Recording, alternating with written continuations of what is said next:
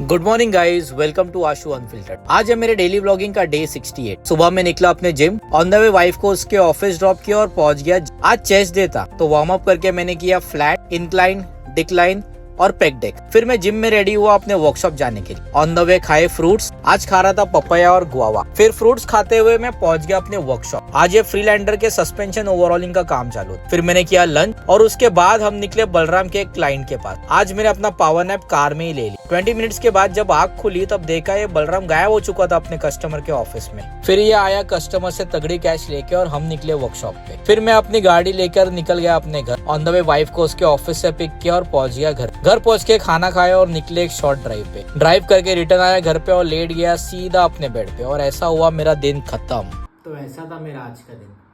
उम्मीद है ये वीडियो आपको पसंद आई हो। वीडियो पसंद आए तो प्लीज़ लाइक और फॉलो कीजिए और मिलते हैं मेरे कल के ब्लॉग में। तब तक के लिए stay safe, stay healthy, bye.